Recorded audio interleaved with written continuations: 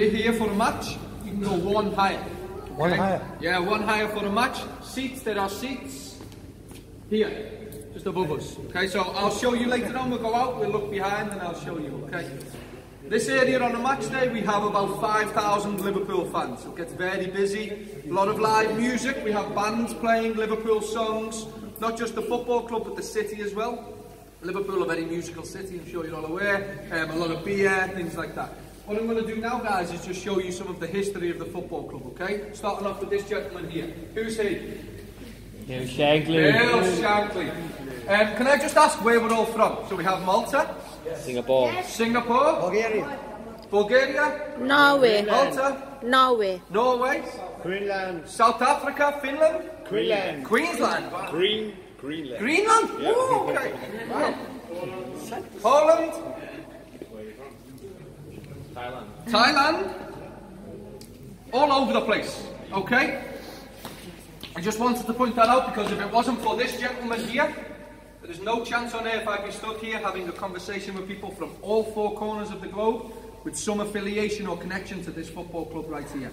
This man, Bill Shankly, took over in 1959. We were in the second division of English football.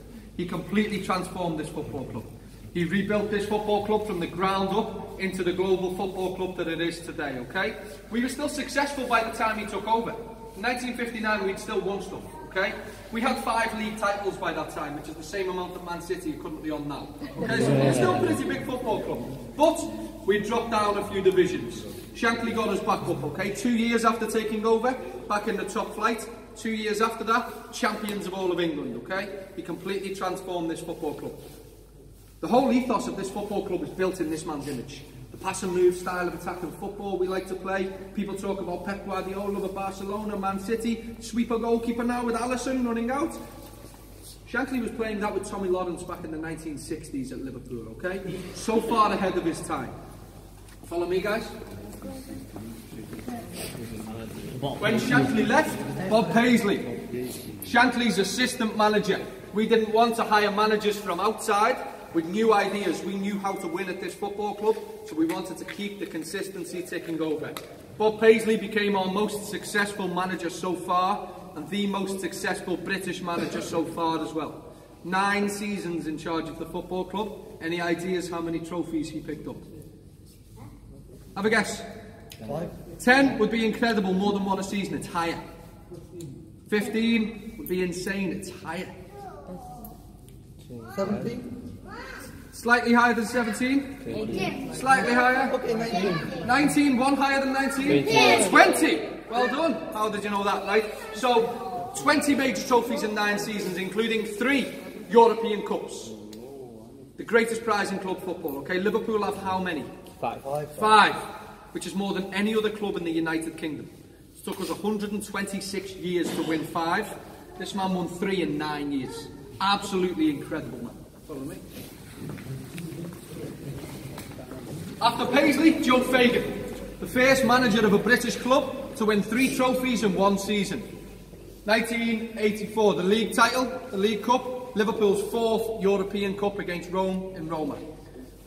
Fagan was only around for 2 years, which is incredible considering year 1. Second season in charge, he got to another European Cup final. Unfortunately, that was the Heysel Stadium disaster. 39 people lost their lives. That had a great effect on a lot of people in football. Fagan decided he was done with the sport after that, okay? Follow me. Step up this fella. Kenny Dalglish. Sir. Yes, sir. Or King. King Kenny. King Kenny around these parts forever. Now, Sir Kenny. Knight of the Realm. Knighted last year. This year. Yeah, this year. Not before its time, should have happened years ago, but let's not get too political on it. The most important thing is how the people in this city see this man, okay? And he is held in the highest esteem possible. Possibly the greatest player that's ever played for the football club. I never got to see him play. People a little bit older, a little bit wiser than me tend to say it was this man.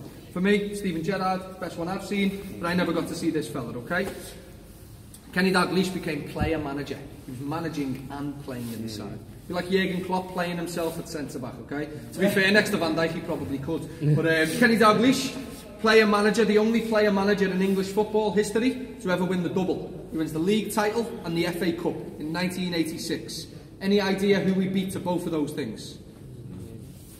United. Even sweeter than United. Everton. Everton. Marvellous. Like a quadruple. Right, follow me.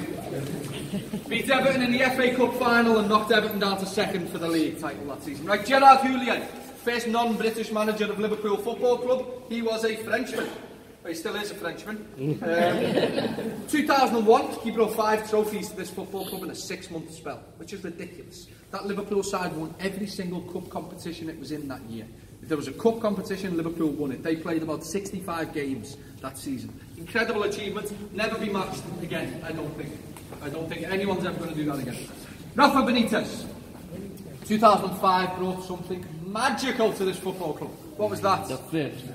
Yes, the 5th Istanbul 2005 Champions League final, European Cup. Number 5, right there, 5, big ears. Hardest prize to win in football. What is the significance of winning 5? You get to keep it. Yes, you get to keep it. So for those of you not aware, every previous time we've won the greatest prize in club football, it was not ours. We had to give it back to UEFA. You are then given a smaller scale replica made of different materials.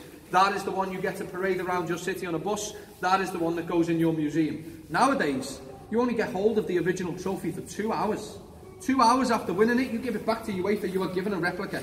Just terrible, really. It takes you so long to win one. Most clubs will go hundreds of years without even getting to a final of one. You get it for 2 hours. When you've won it 5 times, you get to keep it forever. So the actual one that he masterminded, that Steven Gerrard lifted above his head in Istanbul, UEFA never got their hands back on that. That got brought back to this building that is ours to keep until the end of time. With your wristbands on, you get access to our museum. I mentioned to you earlier, sir. Go in that museum at the end of your tour. In there, we have the original European Cup waiting for you guys to see. The only one in the United Kingdom, and the only one there will ever be in the United Kingdom. It's true. UEFA have since changed the rules. UEFA do not give them out anymore. Even if other teams catch up to Liverpool's 5, they will get replicas from here on out for everybody. We got the last one given out in Europe. The only one this country will ever see, one of only 5 on planet Earth. Liverpool have one. What clubs own the other 4? Real Madrid, AC Milan, not Barcelona. They have won 5, but they won their 5th after Liverpool, so they only got a replica. Haha.